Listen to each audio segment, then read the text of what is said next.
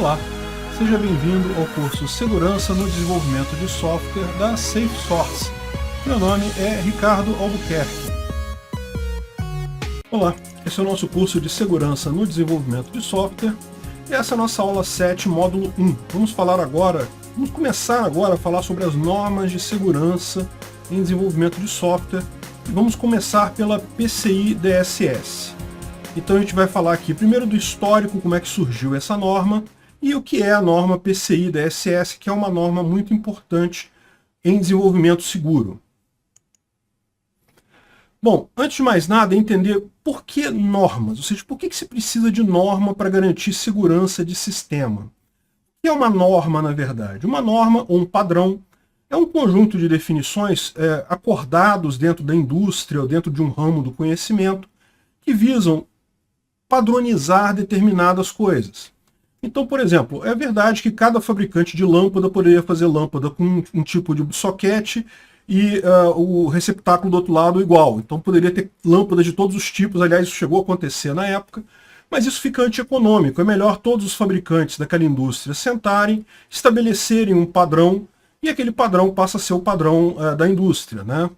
Um padrão, claro, que a gente tem hoje em dia, veja, padrão não precisa ser lei, tá? Lei não precisa ser um padrão. O padrão pode ser um acordo apenas na indústria. O USB, por exemplo, é um exemplo claro que a gente tem hoje.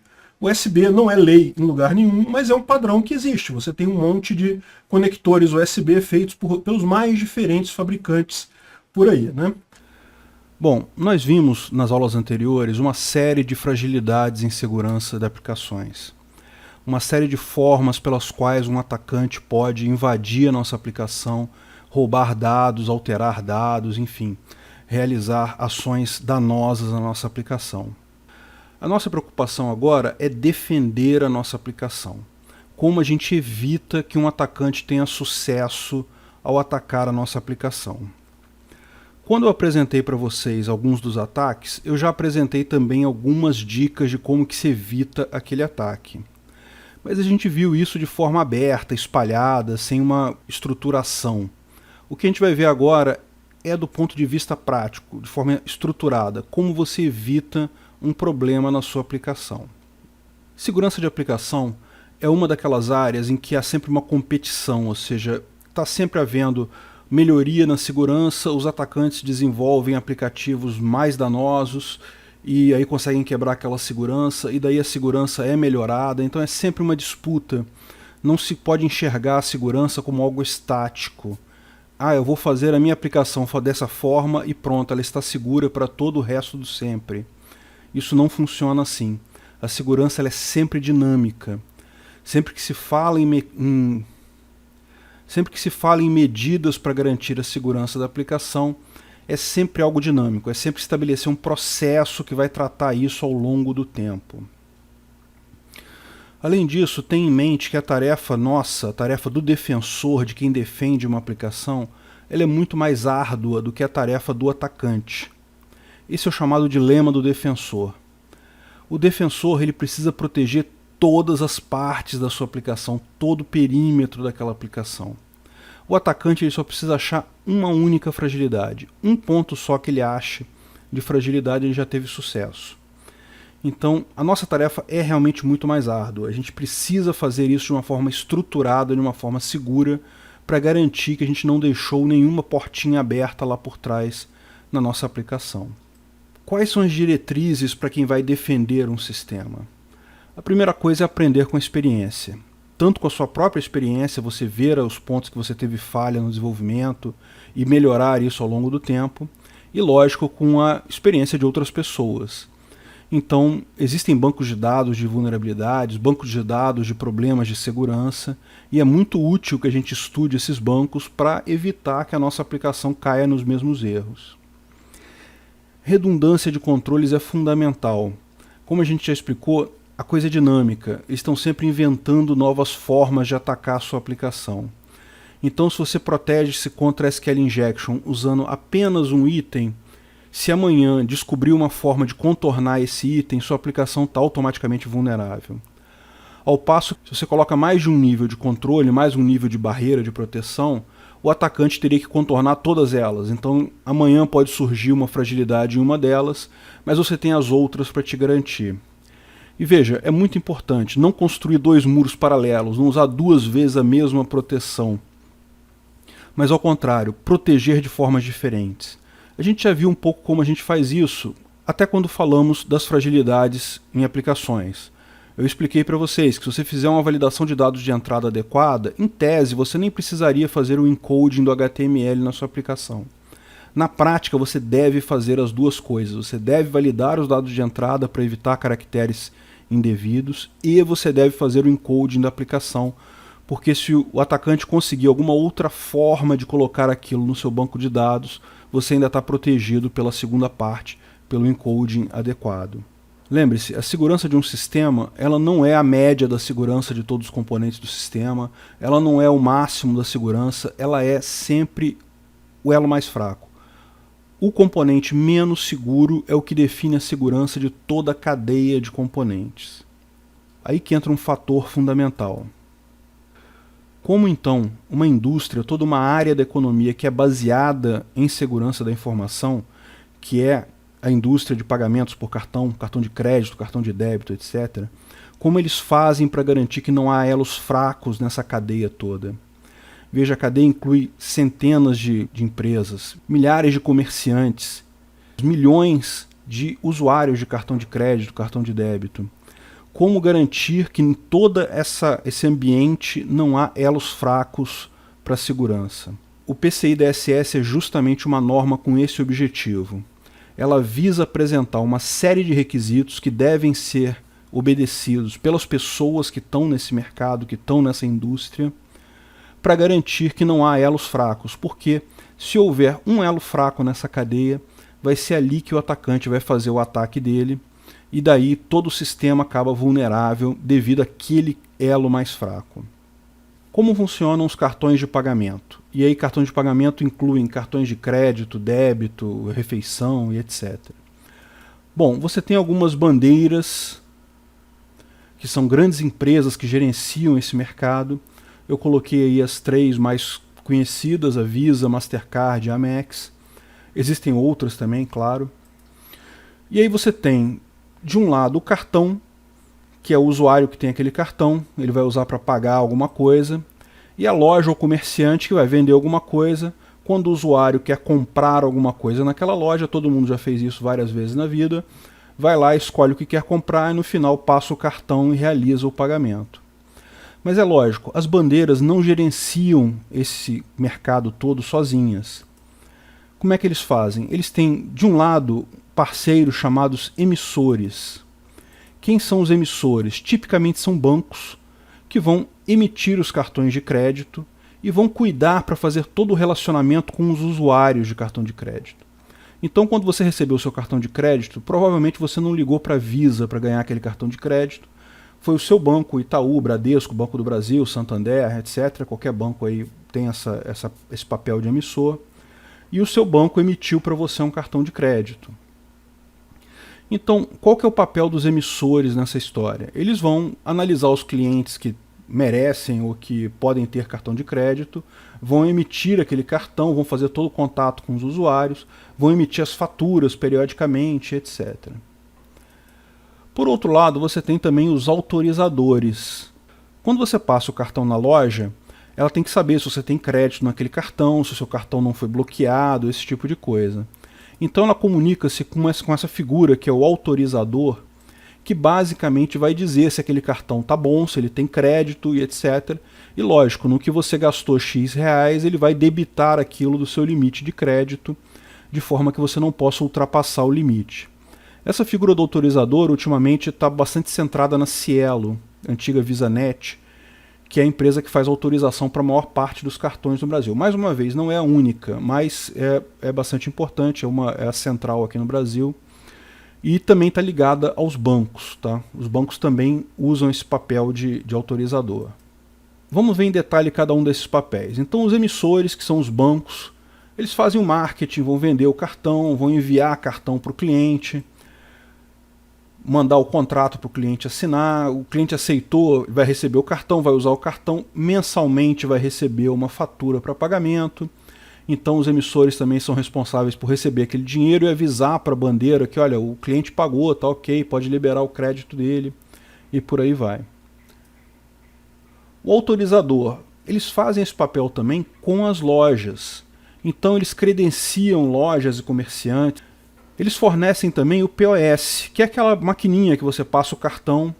É o meio mais comum de se fazer isso, né? Existem também maquininhas que o comerciante compra, existem sistemas que já fazem toda essa leitura automatizada, mas tipicamente o autorizador é quem credencia as lojas, ele recebe então, faz um contrato, assina um contrato com as lojas, fornece os equipamentos, ele recebe a comunicação de pedido de autorização para cada pagamento, autoriza ou não aquele pagamento, e lógico, numa frequência específica, ele paga o comerciante. Então, em determinado tempo, o comerciante vai receber o valor daquela compra que foi feita via cartão de crédito.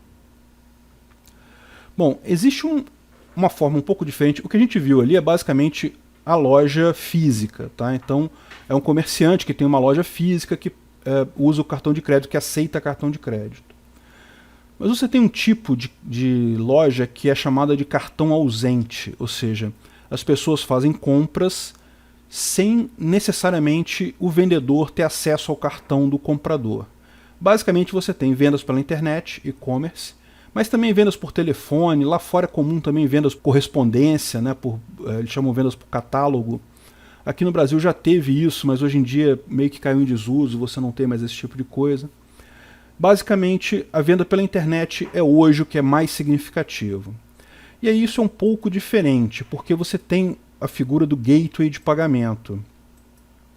Existem alguns gateways de pagamento hoje em dia em operação no Brasil. Os mais conhecidos são esses 3 que estão listados aí: Mercado Pago, PagSeguro e PayPal. Novamente, existem outros gateways de pagamento, esses são só exemplos de empresas que fazem esse papel. E basicamente o seu site de vendas, a sua aplicação, o seu e-commerce, ao invés de falar diretamente com o autorizador, ele vai falar com um desses gateways de pagamento. Por quê? Porque esses gateways já tem todo o processo definido, com segurança e coisa e tal, já tem toda uma interface com o autorizador. Você, em tese, poderia falar diretamente com o autorizador, mas a burocracia para você conseguir esse acesso direto seria muito grande. Então, ao contrário, o seu site de vendas fala com um desses gateways, que vai falar com o autorizador, que vai retornar o ok ou não ok, exatamente como a maquininha lá do comerciante físico, e esse gateway de pagamento vai avisar então o seu site de vendas que ok, o cliente pagou, tá ok, pode liberar a mercadoria, e daí o resto é contigo. E evidentemente, da mesma forma, né, como o autorizador de tempos em tempos paga a loja, ele de tempos em tempos paga ao gateway de pagamento, que por sua vez vai desviar o pagamento para você. Então você também passa a receber através do gateway de pagamento. É lógico, esses caras também concentram toda a parte de tirar dúvidas, suporte, etc., que o site de vendas fatalmente vai precisar. Eu acho que eu nem preciso responder essa pergunta, né? Por que esse tipo de sistema complexo, como é o pagamento por cartão, precisa de segurança? É óbvio. É um sistema enorme, complexo, distribuído, tem milhões de usuários, milhares de comerciantes, cartões, POS, um monte de cartões e POS no mundo todo, porque lembra, isso é um sistema global. Você consegue comprar com cartão internacional aqui no Brasil, na Europa, na Ásia, em qualquer lugar.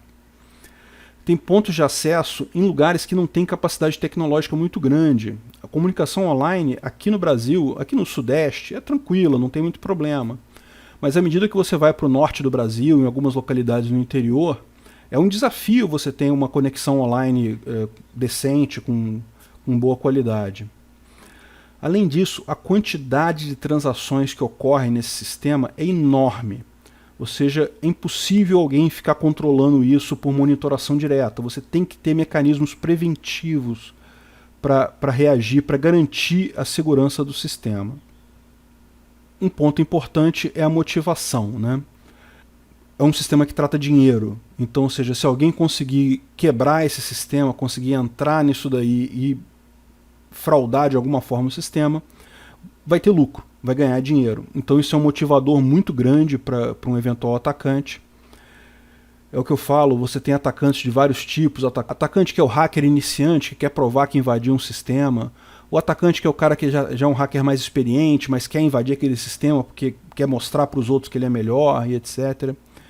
Esses, lógicos, são atacantes perigosos, você tem que tomar cuidado com eles, mas eles vão tentar invadir o seu site uma vez, duas vezes, talvez tentem uma semana. Se não conseguirem nesse meio tempo, eles vão deixar para lá. Agora, o hacker que quer dinheiro, o hacker que vai ter lucro, esse cara vai tentar anos a fio invadir o seu sistema. Então, realmente é uma coisa preocupante, é um negócio que você precisa ter uma noção de segurança muito boa para evitar esse tipo de problema. Além disso, é muito importante notar que esse sistema todo tem um objetivo final de aumentar as vendas. Ou seja, por que existe tudo isso? Porque o comerciante quer que o cliente venha na loja dele. E o cliente quer o quê? Ele quer comodidade, ele quer pagar de uma forma fácil. É por isso, e só por isso, que existe todo esse sistema de cartão. Então, você não pode, na segurança desse sistema, fazer algo que afugente o cliente. O cliente é o foco final dessa coisa toda. Então, o custo é um fator essencial, você não pode botar controles que sejam tão caros que acabem encarecendo a mercadoria e afastando o cliente. Você não pode requerer do cliente final uma série de controles e cuidados adicionais, porque ele é o objetivo da coisa toda. Então é muito importante, a gente vai falar sobre esse aspecto mais adiante em especificação de segurança, quando a gente falar sobre desenvolvimento seguro. Mas isso é um ponto que todas as normas de segurança falam. Segurança demais atrapalha, não ajuda. E nesse caso aqui é só mais uma forma de mostrar isso. É importante que a segurança nesses sistemas, do PCI DSS, seja uma segurança efetiva, mas que não gere impactos de custo e performance. É importante a gente entender que o PCI DSS, na verdade, é todo um subsistema de normas de segurança. Então, quando a gente fala de PCI DSS, a gente está falando só de uma ponta, que é a ponta mais visível, que é aquela ponta aplicável aos lojistas e aos provedores de serviço para esses lojistas. Quem tem que ser conforme ao PCI DSS são lojistas, empresas que prestam serviço. A gente vai ver com calma como é que isso funciona, mas basicamente esse é o objetivo, é essa parte do elo que o PCI DSS atua. Você tem também o PADSS, que é para os desenvolvedores de aplicativo para vendas. Então toda vez que alguém desenvolve um aplicativo, seja, sei lá, um sistema das lojas americanas para pagar no cartão, um sistema da Amazon para vender online, sempre que você desenvolve um sistema que vai incluir pagamentos, você tem uma outra norma, que é a PADSS, a gente vai dar uma olhada nela também, que lida com esse tipo de coisa. Além disso, tem outras normas, tá? Nem todas estão mostradas aí. Então você tem, por exemplo, a PCI-PTS, que é para indústrias que fabricam POS e aqueles dispositivos de digitar senha e coisa e tal. Então tem todo um critério de segurança para esses dispositivos. A P2PE, que é Point-to-Point Encryption, e tem outros além desses aí, certo? Então, ou seja, a gente vai falar um pouco sobre o PCI DSS, que é a parte mais visível disso tudo. Vamos falar um pouco mais de detalhes em PADSS, porque tem requisitos para desenvolvedor de sistemas também aí. Então é importante que a gente veja esses requisitos. Não vamos lidar com as outras normas, porque não compete a ementa desse curso, não faz parte do nosso objetivo, mas é importante saber que elas existem. A ideia disso daí é que você coloque todos os elementos, todos os participantes dentro de um padrão de segurança definido.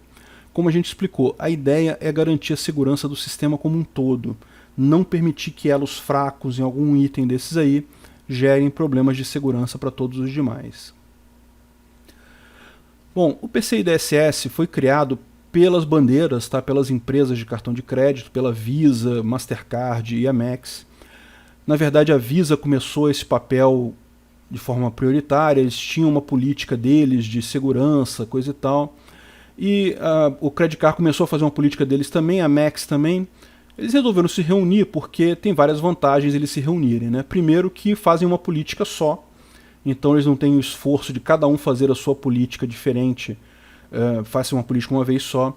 e além do que fica muito mais barato para os lojistas e provedores de serviço. Ele só tem que fazer a conformidade a uma norma específica. Se cada empresa, se cada bandeira tivesse uma norma deles, acabaria por aumentar o custo do comerciante, né? O comerciante teria que mostrar que é conforme a norma da Visa, depois conforme a norma da Credit Card, por aí vai, sendo que todas elas são muito iguais, muito parecidas. O foco do PCI DSS são os dados do cartão. Então, o importante é que o dado do cartão do usuário não seja divulgado por uma fragilidade do sistema. O escopo da avaliação PCI DSS varia de empresa para empresa. Quem define é a própria empresa, o próprio estabelecimento, que vai definir qual é o escopo dos seus sistemas que tem que estar conforme com o PCI DSS. Então, na minha loja eu tenho o meu sistema de vendas, tenho o meu sistema de RH, tenho o meu sistema de compras, tenho um monte de sistemas na minha loja. O meu escopo, evidentemente, é o sistema de vendas, porque é ali que eu recebo dados de cartão, eu recebo os pagamentos. Mas veja, se esses sistemas estão interligados entre si, isso traz os demais sistemas para o escopo. Então, uma política que muitas empresas, principalmente empresas grandes, como lojas de departamento grandes, etc., fazem, é a chamada segmentação de rede, justamente para você diminuir esse escopo. Veja, a segmentação de rede não é obrigatória para o PCI DSS, mas ela é uma coisa que ajuda. Segmentação de rede é o seguinte, é você ter uma rede própria, sistemas próprios, uma VLAN própria, só para os dispositivos de pagamento, só para aqueles dispositivos que lidam com dados do cartão. Qual que é a vantagem disso dentro do PCI DSS? Que você só precisa auditar e certificar essa parte da rede, você não precisa mais se preocupar com o resto da rede, que lida com compras, com RH, com ponto de funcionário, sei lá, enfim. Você só precisa, você foca a sua análise PCI DSS nessa rede segmentada. Então, embora o PCI DSS não requeira segmentação de rede, na prática, para a maior parte das empresas, acaba sendo quase que uma obrigação fazer isso. É lógico, o escopo também inclui os sistemas de hospedagem e serviços terceirizados, todos que atuarem no foco nos dados de cartão de crédito. Então, o que você tem que certificar PCI DSS na sua loja, na sua empresa?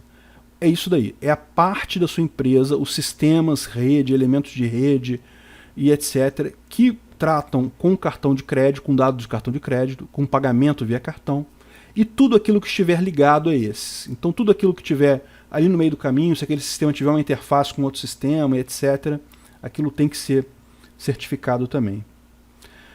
E, por exemplo, você tem o seu site que está hospedado num provedor de hospedagem, sei lá, HostGator, GoDaddy, etc. Como é que você faz isso? Olha, para o seu site atender a essa especificação, você tem que... a hospedagem, o serviço de hospedagem tem que também estar conforme com o PCI DSS. Você tem lá no site do Security Council do PCI DSS a lista de empresas e provedores de serviço que estão certificadas, então você pode usar uma dessas. Ou você usa uma outra opção, que a gente vai ver mais adiante, que é usar um gateway de pagamento que faça o pagamento todo para você, de forma que o seu site sequer lide com dados de cartão de crédito. Isso é uma política que muitas empresas pequenas têm adotado para fazer pagamentos. Justamente você se distancia totalmente do dado do cartão de crédito para evitar ter que se certificar no PCI DSS. Para você entender como é que é a certificação, você tem que entender que existem níveis de segurança requeridos. Então, as empresas são divididas em 4 níveis. Tá? Na verdade, são divididas em 4 níveis. Pela Visa e Mastercard, a Amex considera só 3 níveis. No primeiro nível, são aquelas empresas realmente grandes, ou seja, lojas ou estabelecimentos que processem mais de 6 milhões de transações por ano. Ou seja, a gente está falando de Amazon.com, de empresas realmente grandes. Aí você tem uma faixa intermediária que processa entre 1 milhão e 6 milhões de transações no Visa ou Mastercard. Repara, a Amex ela tem uma classificação um pouco diferente, né? Para ela, nível 1 já é qualquer um acima de 2,5 milhões. E um outro ponto importante, tá? Esses níveis são assim, quem processe mais quem processe mais de 6 milhões de transações por ano, ou quem avisa, diga e aponte e fale, olha, você é nível 1. Eles podem fazer isso. Pela norma PCI DSS, tanto a Visa, quanto a Mastercard, quanto a Amex podem virar para um estabelecimento qualquer, por qualquer motivo, e falar, olha, eu sei que você processa só 50.000 transações por ano, mas as suas transações são muito altas, ou você teve um histórico no passado de fraudes, ou existe algum problema do lugar onde você está estabelecido, e, portanto, embora você fosse nível 2, eu quero que você seja nível 1. E aí você é obrigado a ir para o nível 1. O nível 3 é para estabelecimentos e-commerce. Então, estabelecimentos que processem entre 20 mil e 1 milhão de transações por ano, exclusivamente e-commerce. E o nível 4 é para estabelecimentos de e-commerce até 20 mil transações por ano e todos os demais estabelecimentos até 1 milhão de transações por ano. Repara que essa classificação ela já joga o e-commerce um nível para cima, justamente porque é um nível mais... justamente porque o e-commerce tem um nível de tentativas de ataque, de tentativas de fraude maior do que os outros estabelecimentos. Não quer dizer que outros estabelecimentos também não sejam atacados, mas certamente o nível de ataque é muito maior nesses. Pagamentos tipo cartão não presente, ou seja, e-commerce, venda por telefone, venda por catálogo, o que a gente já mencionou antes. Existe um caso especial que eles abriram até uma subcategoria aqui, que é o AEP, que é o e-commerce que usam gateways de pagamento de terceiros. Bom, tipo B, POS direto. Uma grande quantidade de lojas, o cara tem lá o POSzinho dele, aquele point of sale, ou aquela maquininha de venda no cartão, né? O usuário vai lá, coloca o cartão, digita a senha e etc. e usa daquela forma, com um dial-up, com linha de escada. O BIP é a mesma coisa, só que usa uma rede IP. Em todos esses casos, não há armazenamento de dados do cartão. Os dados são transmitidos do POS para o autorizador e pronto, não fica nada guardado em lugar nenhum.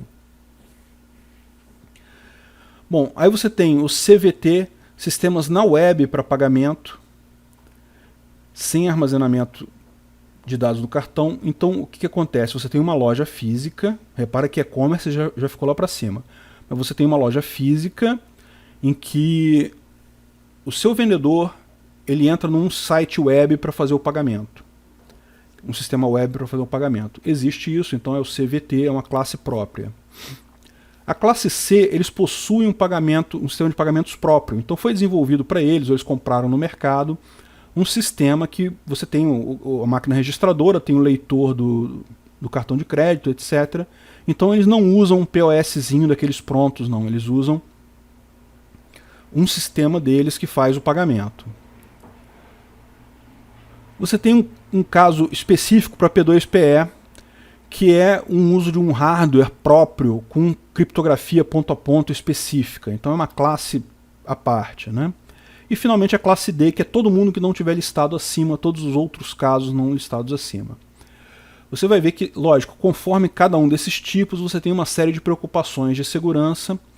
O tipo define exatamente que requisitos você precisa ter, você precisa demonstrar estar atendendo para ser certificado. O nível vai te dizer o grau de rigor na validação desses requisitos. Então repara que são duas coisas.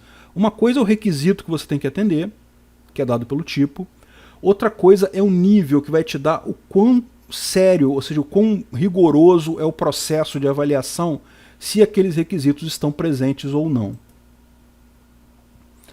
Por exemplo, conforme o seu nível, se você for nível 1, você tem que apresentar anualmente um ROC, chamado Report on Compliance, ou Relatório de Conformidade. E esse ROC tem que ser feito por um QSA, que é um Qualified Security Assessor.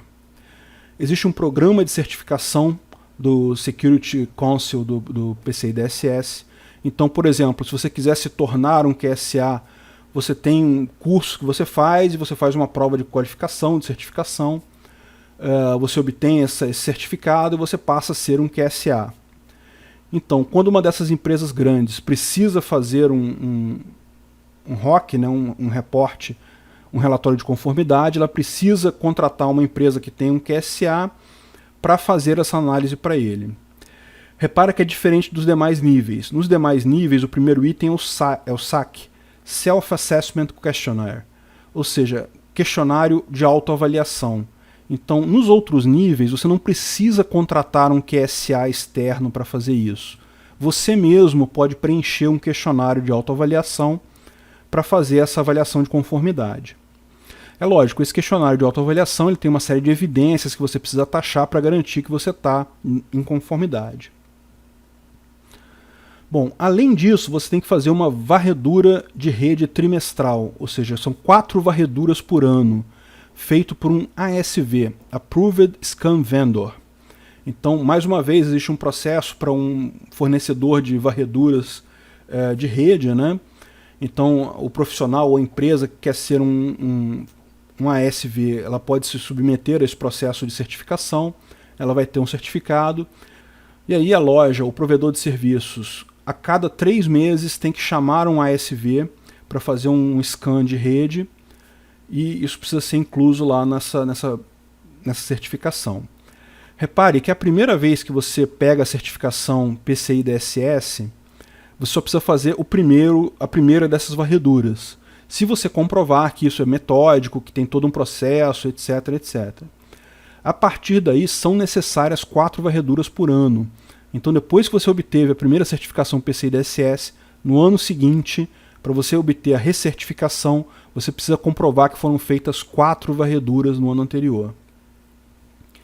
E finalmente tem um atestado de conformidade, que é basicamente um formulário que você preenche na web, dizendo que, olha, eu atesto que é verdade isso daqui, eu fiz a validação e etc.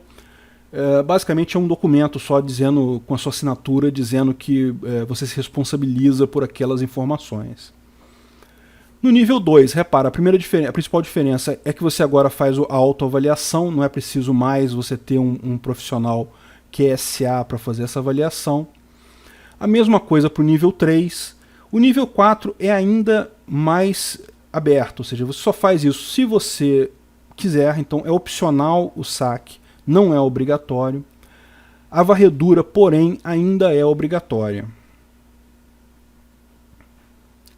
Finalmente, o atestado de conformidade também você não precisa assinar, mas pode ter alguma validação adicional conforme o banco que presta serviço para o seu estabelecimento. Lembra, quando você obteve o POS, obteve o direito de vender no cartão, você assinou um contrato com algum autorizador, algum banco. Então esse banco ele pode requerer algumas validações de conformidade adicionais no seu caso. Bom, e afinal, quais são esses requisitos? A gente vai ver que os principais requisitos são esses 12 que estão listados aí, a gente vai falar rapidamente sobre cada um deles.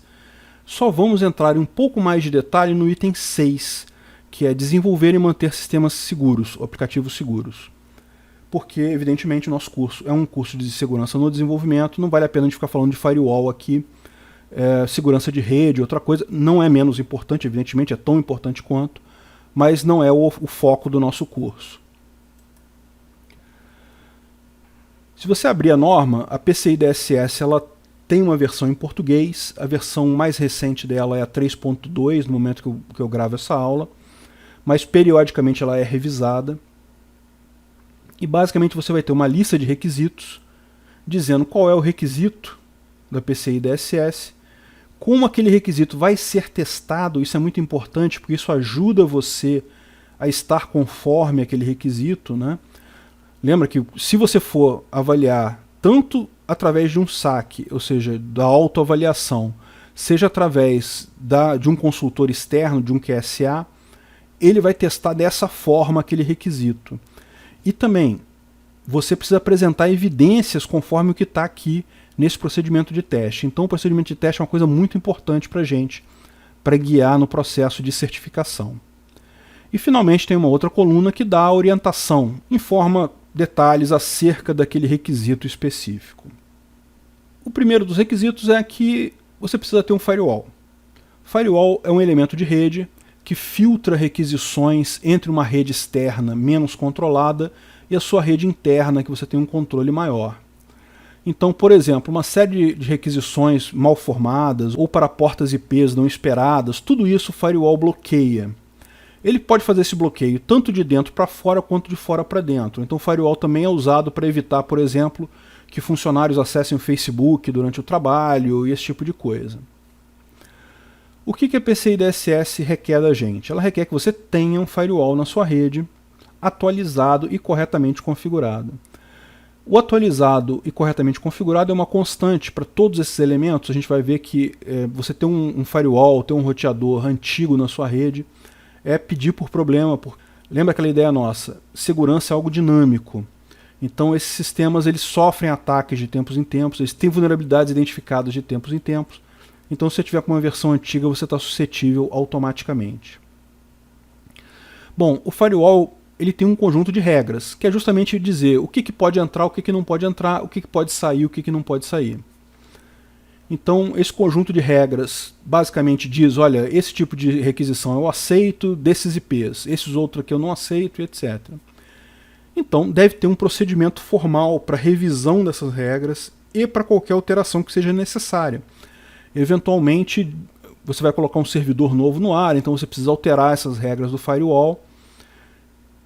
E precisa haver, então, um procedimento para isso, para aprovação dessas regras. Ou seja, é muito importante que o responsável pelo firewall, a pessoa que vai lá sentar no console e programar as regras do firewall, ele não pode sair colocando regras na cabeça dele. Ele tem que seguir uma autorização formal.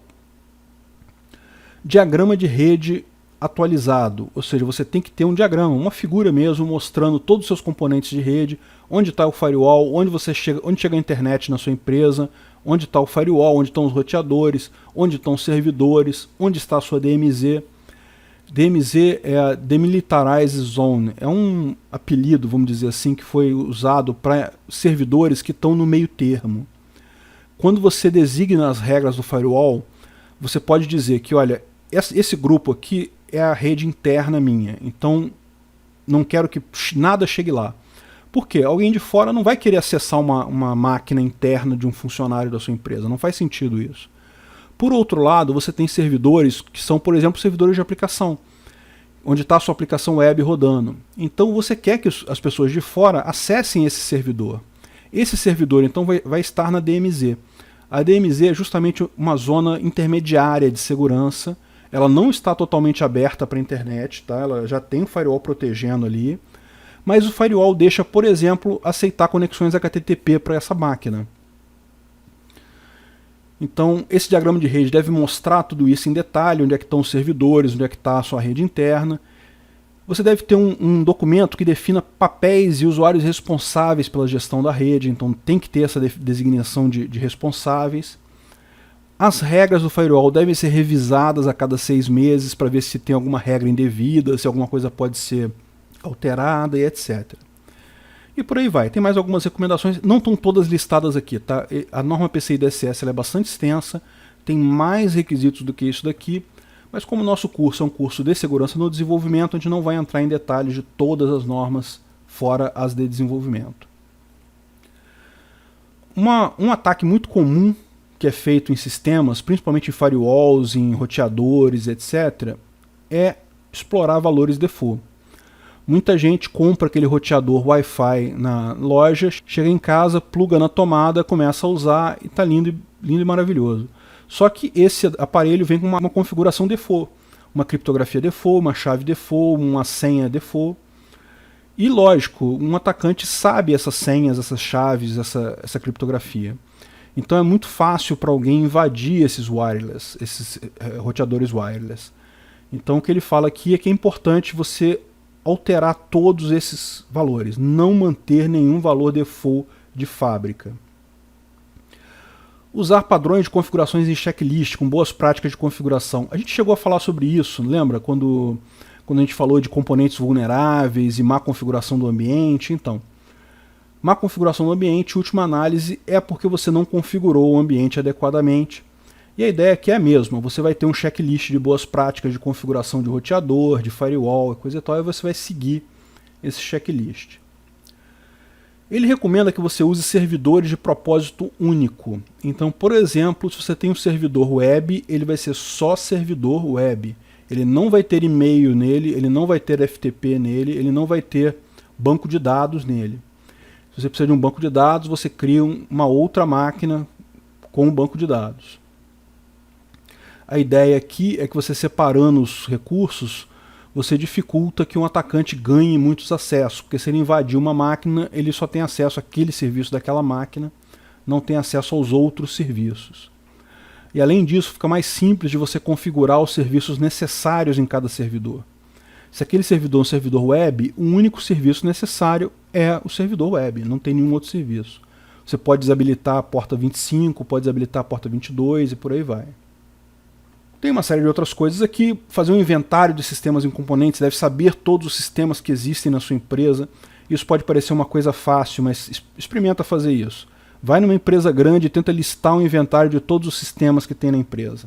Evidentemente, os provedores de hospedagem compartilhada devem atender alguns requisitos. Além desses requisitos aqui, eles têm uns requisitos próprios para eles. Tá? Como a gente falou, a PCI DSS é na verdade um conjunto de normas para um monte de gente.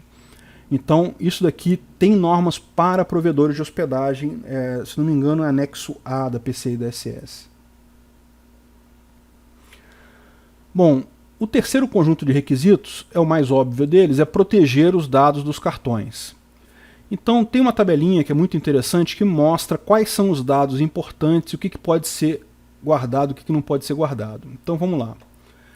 Primeira coisa, o que eles chamam de PAN, ou Primary Account Number, é o número do cartão, aquele númerozão grandão que tem no seu cartão de crédito. A empresa que faz a venda para você, ela pode guardar esse número? Sim, ela pode guardar esse número. Mas ela tem que guardar de uma forma não legível, ou seja, com criptografia, e sempre que mostrar aquela informação para o usuário, ela tem que mostrar de forma mascarada. Não pode mostrar, só pode mostrar no máximo os 6 primeiros dígitos e os 4 últimos dígitos. Não pode mostrar os dígitos do meio. Bom, o que mais a empresa pode guardar? O nome do cartão, o nome do usuário. O seu nome que tem lá no cartão, ela pode guardar essa informação e pode apresentar essa informação, então não tem problema. Service Code, tem alguns códigos no seu cartão que designam o tipo de cartão, se é débito, crédito, etc.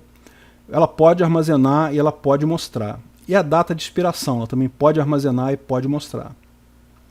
Veja, quando fala mostrar aqui, é mostrar quando necessário, tá? Não é divulgar isso publicamente para todo mundo, evidentemente. Tem um outro conjunto de dados chamado dados sensíveis de autenticação.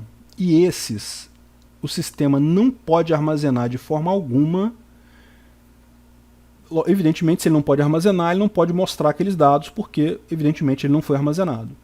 E o que são esses dados sensíveis de autenticação? Primeiro, é a chamada Full Track Data. Full Track Data é o seguinte, a gente falou um pouco sobre smart cards, quando a gente falou sobre autenticação por algo que só a pessoa tem, e eu expliquei para vocês que a maior parte desses smart cards são de memória simples. Então, ou ele tem, ou são smart cards que tem aquela tarja magnética, e ali tem uns dados guardados, um determinado conjunto de dados guardados, ou mesmo que o cartão seja de chip, aquele chip nada mais é do que uma memória que guarda um determinado conjunto de dados. E esses dados que estão ali são essa Full Track Data. Então, os dados que você lê, tanto na tarja magnética do cartão, quanto você lê pelo chip de um chip de memória, você não pode guardar isso na sua aplicação. Você pode ler e mandar para o autorizador, mas não pode gravar. A mesma coisa para aquele códigozinho que fica na parte de trás do cartão, aquelas 3 letrinhas. Dependendo da bandeira, eles têm nomes diferentes. Então pode ser CAV2, CVC2, CVV, CID e por aí vai.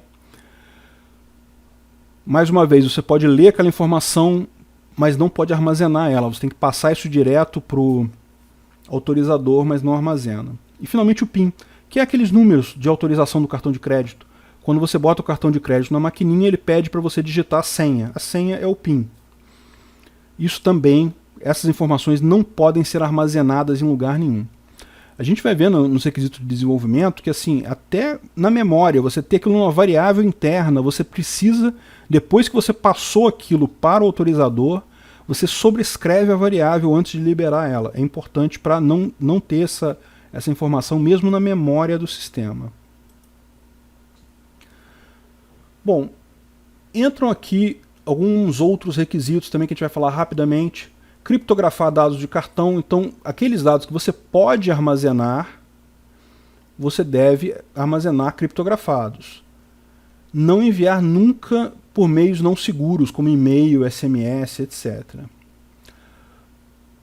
Antivírus. Manter antivírus atualizado, anti-malware, etc. Ou seja, essas ferramentas, na verdade, elas têm uma eficácia limitada, né? Ou seja, a quantidade de vírus que elas conseguem efetivamente pegar é relativamente limitado, mas é melhor você ter um antivírus do que você não ter um antivírus.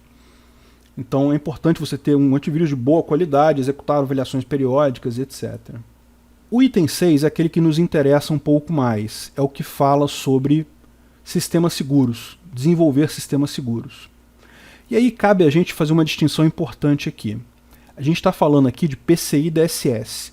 Então a gente está falando da norma que o vendedor precisa se conformar com ela. Existe também a PA-DSS, que também é sobre sistemas seguros. Mas a PA-DSS é para quem fabrica software de caixinha. Por exemplo, eu sou uma empresa de software, eu vou fabricar uma solução para vendas para lojas de roupa. Então beleza, eu vou fabricar essa solução, eu tenho que atender a PA-DSS. Eu não sou um fabricante, eu não vou fazer contato final com o cliente. Eu vou fornecer o software que o lojista vai usar para fazer o pagamento do cliente. Então, nesse caso, não são esses requisitos aqui, são os requisitos que a gente vai ver mais adiante do PA-DSS. Esses requisitos aqui é quando o vendedor vai desenvolver um sistema dele de pagamento. Então, eu tenho uma loja e, por algum motivo, eu quero fazer um sistema customizado meu para pagamento, né? Sei lá, eu tenho uma venda customizada, eu pinto da cor que o cara quer na hora que ele vai comprar, e então eu quero ter um sistema customizado para mim. E lógico, esse meu sistema tem que ser conforme o PCI DSS, porque eu faço vendas com cartão de crédito. Então, se eu, vendedor, estou desenvolvendo um sistema para meu uso próprio e quero certificar ele no PCI DSS, são esses requisitos que a gente vai ver agora. É o item 6 da PCI DSS. Mas se eu sou um fabricante de software, uma fábrica de software, e vou produzir uma solução de mercado para outras pessoas usarem, para outras lojas adquirirem e usarem aquela solução, ou seja um sistema de vendas presencial, seja um sistema de vendas tipo e-commerce, seja um gateway de pagamento, tudo isso precisa ser conforme o PA-DSS, que a gente vai ver mais adiante. Apesar de que os requisitos são muito similares, mas tem algumas diferenças. Então vamos lá. Quais são os requisitos para desenvolvimento de sistemas no PCI DSS? Ou seja, se eu como uma loja for desenvolver um sistema. Bom, a primeira coisa que ele fala é monitorar listas de discussões sobre vulnerabilidades periodicamente. Isso é muito importante. Você desenvolve um sistema em Java usando o framework XYZ. Amanhã descobriram uma fragilidade nesse framework XYZ. Você precisa saber disso rápido. Você precisa atuar imediatamente, alterar, trocar o framework, colocar medidas de segurança o mais rápido possível. Isso acontece o tempo todo. E esse exemplo que eu usei não foi sem querer, foi de propósito. Framework Java, volta e meia, saem notícias de fragilidade sobre eles.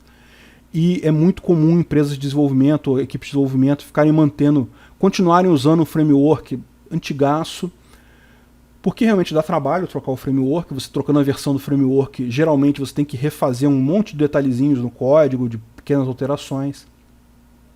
Só que isso é importante para você evitar vulnerabilidades que tem nesses frameworks. Então, tipicamente, o que ele está falando? Ele está falando de você buscar listas de vulnerabilidades na internet. Onde você vai buscar essas listas? Em primeiro lugar, nos fabricantes. Então, no Java, tem lá um site dizendo, se você procurar lá na Java, na página do Java, você tem lá as vulnerabilidades mais recentes, problemas detectados, esse tipo de coisa. Se você desenvolve em outras linguagens, tem também sites que falam tipicamente dos fabricantes ou dos mantenedores daquela linguagem, que falam quais são as vulnerabilidades daquela linguagem. Então é muito importante você periodicamente estabelecer um procedimento. Tá? A sua equipe, uma pessoa vai ficar responsável por toda semana entrar no site e ver se tem alguma vulnerabilidade nova lá. Existem também bancos de dados de vulnerabilidade genéricos, como o CVE e o CWE. O CVE, Common Vulnerabilities and Exposures, ele é mais focado para aplicações fechadas, para o Windows, para o Linux, para coisas desse tipo, para o Internet Explorer, para o Google Chrome, para sistemas fechados. Então você pode ir nesse endereço, cve.mitre.org, tem lá uma lista das vulnerabilidades, então isso todo dia tem vulnerabilidade nova, e é lógico que você tem que fazer um filtro para você pegar apenas as vulnerabilidades que interessam para o seu ambiente. Você não vai pegar vulnerabilidade de coisas que não tem nada a ver com você. E lá você encontra também a criticidade dessa vulnerabilidade, que produtos ela afeta e que versões desse produto ela afeta, e como resolver, o que tipicamente no caso do CVE é atualizar para uma versão mais nova. Por isso que a gente já começa a questão toda dizendo, olha, se você tem um ambiente, para manter a segurança do ambiente, você sempre busca manter a versão mais nova desses componentes que estão instalados ali. CWE é o Common Weakness Enumeration, então é um pouquinho diferente. Tipicamente são fragilidades em aplicações desenvolvidas. É alguma coisa muito similar ao OWASP. Lembra que o OWASP tinha o Top 10, que são as 10 maiores vulnerabilidades em aplicação? Então, o CWE tem a Top 25, que é basicamente a mesma coisa.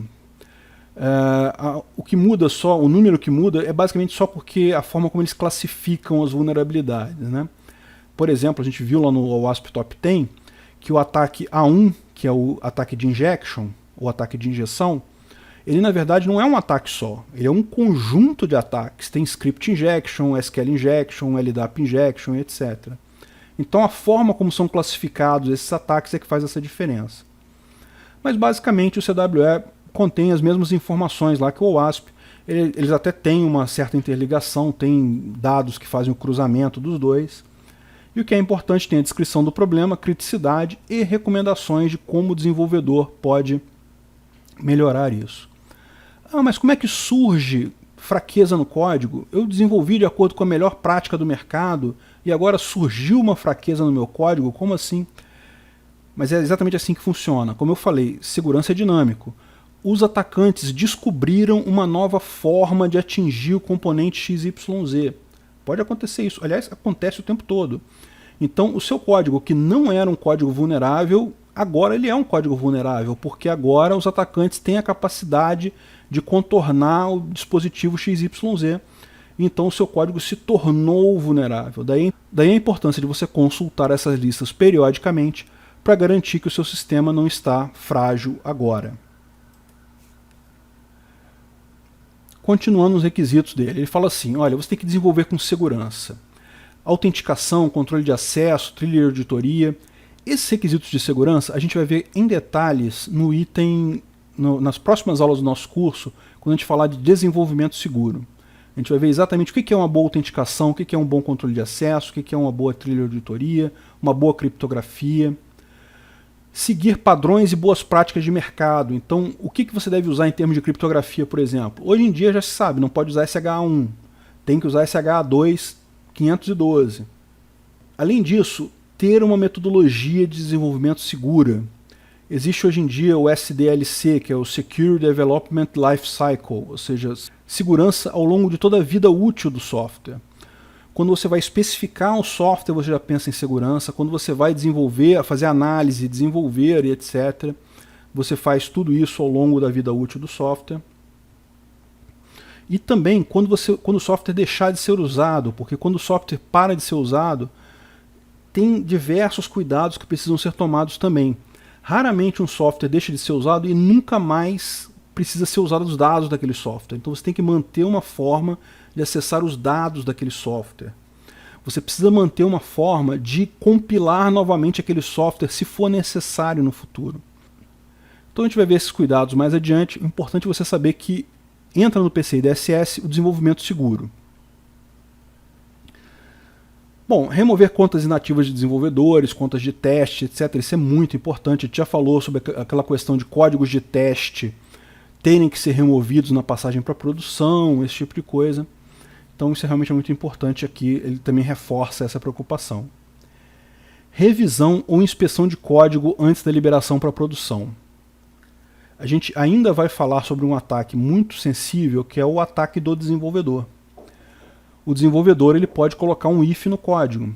Ele pode, ao programar um sistema de vendas, dizer que, olha, se for eu, deixa aprova a compra sem debitar no cartão de crédito. É muito importante você ter controle, inspeção de código, etc., antes de passar para a produção. A justificativa do PCI DSS para esse tipo de coisa é que a revisão por outra pessoa garante que o código não tem vulnerabilidades que o desenvolvedor original não viu. Isso é verdade, isso realmente ajuda uma outra pessoa a revisar o seu código, ela pega mais coisas do que você seria capaz de pegar se você revisar o seu próprio código, mas por trás desse requisito aí também está proteger o sistema do desenvolvedor. Procedimento de controle e alteração. Então, sempre que você for passar um sistema para produção, tem que ter um controle, tem que ter uma segregação dos ambientes de desenvolvimento, homologação e produção. Você, como o desenvolvedor, não pode acessar direto a produção. O desenvolvedor que coloca em produção, não. Nunca o desenvolvedor é quem coloca em produção. O desenvolvedor vai montar um pacote para a colocação em produção. Esse pacote vai ser passado por uma outra equipe, que é a equipe de homologação, que vai instalar em um ambiente de homologação e fazer testes, e este mesmo pacote vai ser usado para a produção. Então, nunca é o desenvolvedor que vai colocar em produção. O desenvolvedor não mexe no ambiente de produção. Na próxima aula, a gente vai falar de outras normas de segurança, e vocês vão ver que esses requisitos eles são muito comuns. Como todas as normas falam de segregação de ambientes, a gente vai falar sobre segregação exatamente no tópico segurança no desenvolvimento, em que a gente vai explicar o porquê, o como, e dentro de que limites você faz a segregação do ambiente. Um dos pontos centrais da segregação de ambientes é não usar dados de produção em desenvolvimento e teste. É impressionante como você encontra muito disso ainda. Muitos desenvolvedores que copiam o banco de dados de produção para fazer teste. Isso absolutamente não pode. A passagem para a produção, que é o procedimento de mudanças, também deve ter documentação de impacto, deve ser aprovada, deve ter teste de segurança e deve ter a capacidade de reversão, isso é muito importante.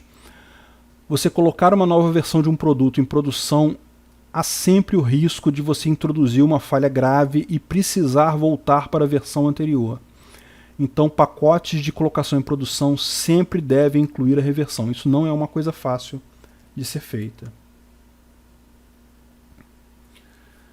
Bom, todo o sistema, depois de uma grande revisão, depois de uma grande alteração, ele deve ser revisado para ver se ele continua de acordo com a norma PCI DSS. Então você tomou esse cuidado todo quando você fez o sistema originalmente, mas sempre que ele tiver alterações significativas, ele precisa ser revisado. Além disso, treinamento da equipe de desenvolvimento é muito importante. O treinamento, o mero fato da equipe de desenvolvimento saber da existência das vulnerabilidades e como elas são tratadas, já garante que uma boa parte delas não virá a acontecer no código. Codificação segura, falha segura, teste de parâmetros, validação de dados de entrada, a gente vai falar sobre tudo isso numa aula própria sobre codificação segura. E lógico, o sistema não pode ser vulnerável àquelas vulnerabilidades conhecidas, as que a gente viu, ataque de injeção, XSS, CSRF e etc. Os top 25 do CWE, os top 10 do OWASP, a sua aplicação não pode cair nessas coisas fáceis, nesses problemas conhecidos. A manutenção do sistema, você verificar novas vulnerabilidades, lembra que eu mencionei, o seu sistema pode ser seguro hoje, pode não ser seguro amanhã, mesmo que você não mexeu em nada ele. Recomenda-se o uso de um firewall de aplicação. O que é um firewall de aplicação? Não tem nada a ver com firewall normal. O firewall de aplicação, eles deram esse nome só porque o nome firewall é muito conhecido no mercado, então é uma coisa meio de marketing, tá? O firewall de aplicação é um componente, geralmente um appliance, que filtra todas as requisições que vão para a sua aplicação. E se ele detecta um ataque tipo XSS ou de injection, coisa e tal, ele recusa aquela requisição. Ele tem umas assinaturas de ataque, por exemplo, igual o antivírus tem assinatura de vírus, então ele checa essas assinaturas e se identificar uma requisição suspeita ou certamente danosa, ele recusa essa requisição. Finalmente, esse requisito do PCI DSS requer que você tenha um processo formal de desenvolvimento seguro. Você tenha uma metodologia documentada de desenvolvimento que garanta os aspectos de segurança daquela aplicação. Veja, a minha experiência é, para uma pequena loja, um pequeno comerciante, desenvolver um software é impraticável isso, porque é um custo muito grande. Desenvolver alguma coisa com segurança custa dinheiro, tá? É mais barato você desenvolver um sistema inseguro. A questão toda é que o sistema inseguro ele vai sair mais caro depois. Mas o processo de desenvolvimento com segurança, ele é um processo formal, ele é um processo mais caro. Primeiro, você tem que ter múltiplos papéis, você não pode ter o desenvolvedor fazendo tudo, você tem que ter equipe de teste totalmente separada da equipe de desenvolvimento, você tem que ter equipe de produção totalmente separada da equipe de teste e desenvolvimento. Tudo isso coloca peso na sua equipe e na prática para empresas pequenas acaba ficando inviável. A alternativa que resta é você adquirir um sistema desenvolvido por um fabricante que seguiu o PA-DSS e, portanto, tem um produto certificado para ser usado. Voltando aos outros requisitos que não são desenvolvimento de software especificamente, embora alguns deles ainda tenham reflexos, né, no desenvolvimento, por exemplo, restringir acesso. Então, a sua aplicação ela deve ter um controle de acesso para evitar que muitas pessoas tenham acesso aos dados do cartão. Quando a gente falou de controle de acesso, lá quando a gente estava falando das vulnerabilidades, é importante que você tenha um controle de acesso tipo autorização, ou seja, por default ninguém tem acesso a nada, e a menos que a pessoa esteja explicitamente autorizada a ver aquele cartão de crédito, o número de cartão de crédito, ela não pode ver aquilo. Autenticação de usuário. Novamente entram aqui aquelas recomendações que a gente falou. A identificação de usuários deve ser individual e não reaproveitada, exceto clientes, porque ele coloca o cliente meio que fora desse esquema, devido a aquela ideia que a gente colocou, né? O sistema ele tem que ser amigável para o cliente não pode se sentir tolhido na hora de fazer a compra, tem que ser fácil para o cliente fazer a compra. Então cliente tudo bem, deixa para lá. E administradores, porque na verdade ele bota requisitos ainda mais sérios para administradores, ainda mais rigorosos. Então ele lista uma série de requisitos de autenticação, que tem que ter todos aqueles requisitos de segurança que a gente falou, tem que ser armazenado via hash, tem que ter bloqueio da senha por tentativas erradas, tem que ter uma senha forte, por aí vai. Restrição de acessos físicos. A loja precisa ter câmeras, precisa ter controle de acesso, catracas, né? Evidentemente você não vai fazer isso para o seu cliente, você não vai botar catraca para o cliente entrar, mas para o cliente você coloca a câmera de vídeo. Para os funcionários, para entrar na parte de trás da loja, você tem que ter o acesso via catraca, via porta fechada, esse tipo de coisa. Mas é muito importante também você ter controle, você limitar o acesso físico a terminais, computadores, roteadores. Às vezes a sua loja tem um computador que fica ali no meio da loja, e é importante que um cliente não possa entrar ali e acessar aquele computador quando o vendedor não estiver olhando, por exemplo. Outra coisa, roteadores Wi-Fi muitas vezes tem aquela coisa de você apertar um botãozinho e ele autorizar a sua entrada na rede. Então, roteadores Wi-Fi também devem ser posicionados de forma que o cliente não possa fazer isso, ele não possa chegar lá no roteador, apertar o botãozinho e logar e entrar na rede da loja. O restante das medidas aqui são todas conhecidas, identificar funcionários, identificar visitantes, tem que ter crachá. A gente fala de visitantes aqui, evidentemente as pessoas que entram dentro da loja, na área específica de funcionários, né? Não estamos falando de visitantes clientes. Clientes e visitantes são coisas diferentes. Proteger mídias físicas, disquete, pendrive, esse tipo de coisa. Tem que se tomar muito cuidado com isso. E também um último aspecto que é muito importante, que é a questão da falsificação de dispositivos. Você deve ter uma lista de todos os dispositivos que tem na sua loja, com a aparência física deles, a descrição de marca, etc. Porque um ataque que existe é quando um atacante coloca um dispositivo fraudado na loja, o vendedor pega aquele dispositivo, pega aquele POS fraudado e usa para fazer uma venda, e nesse meio tempo ficou registrado os dados do cartão do usuário, etc., porque aquele dispositivo era fraudado. Então você deve ter um controle sobre esses dispositivos POS, sistemas, etc., na sua loja, para evitar esse tipo de problema. Registro de trilha de auditoria, então os sistemas devem todos ser configurados para registrar a trilha de auditoria, de forma que você possa identificar eventuais problemas, etc. Essa trilha deve ser revisada periodicamente e a trilha deve ser mantida por 1 ano. Testar os sistemas, então você deve fazer periodicamente. A gente já viu, né, que tem aquelas AVS que você faz a cada 3 meses, fazer a varredura de vulnerabilidades, identificar se tem redes sem fio abertas, etc.